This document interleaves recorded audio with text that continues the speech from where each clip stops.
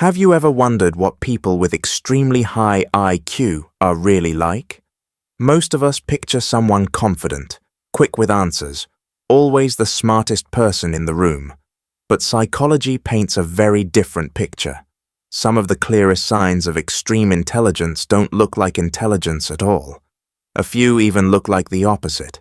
Decades of research on gifted and high IQ adults keep finding the same surprising pattern again and again in different people, different countries, different decades. And here's why that matters. If you've ever felt a little off compared to the people around you, like you're on a slightly different frequency, this might be the reason.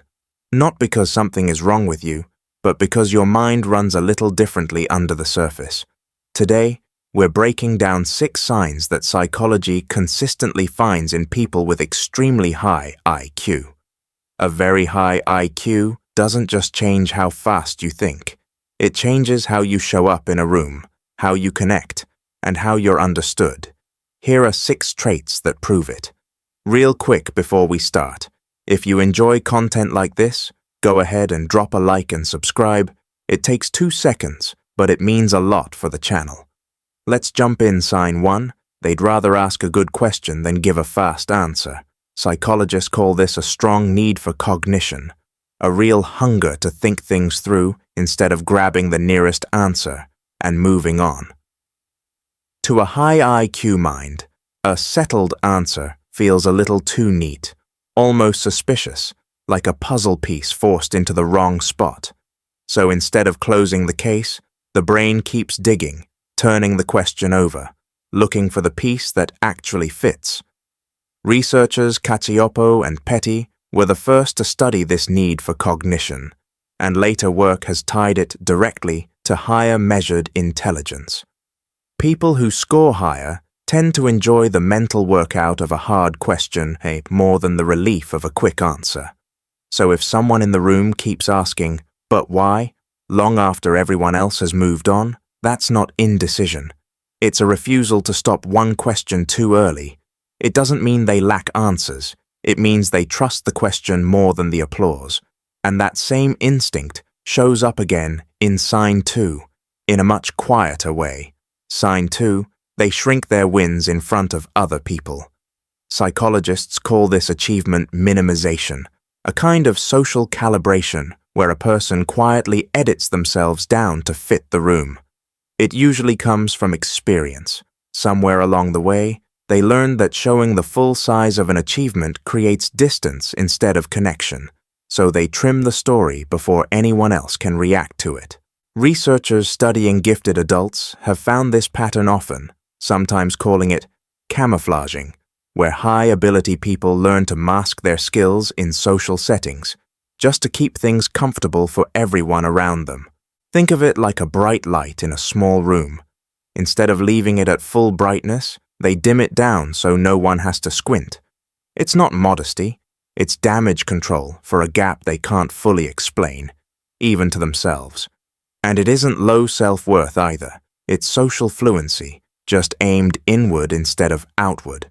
But that same quiet self-monitoring shows up again, in a much less comfortable place. Sign 3. Evidence of their ability doesn't quiet the doubt. Psychologists call this the impostor phenomenon, first studied by Clance and Imes, and later research has found it shows up again and again in gifted and high-ability people. You would think a stack of proof, awards, praise, results would settle the question once and for all. But it doesn't, because the more someone learns, the more clearly they can see how much they still don't know.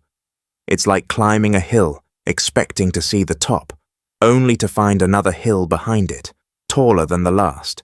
The competence never feels complete, because the bar keeps moving right along with the ability. So this isn't a lack of confidence, it's actually an accurate read of how much remains unknown, which is a very different thing. It's not fragility either, it's precision without comfort, a mind that refuses to round up. And that same restlessness, that refusal to call anything finished, shows up again in how they treat learning itself. Sign 4. They lose interest right after the insight lands. This is called mastery seeking over credential seeking, and it means the goal was never the certificate. It was the aha moment.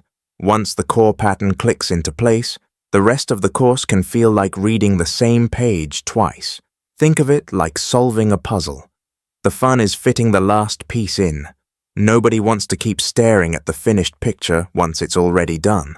Research on higher cognitive ability individuals backs this up, showing that their brains habituate fast, and the dopamine reward tied to novelty drops sharply once a challenge stops being new.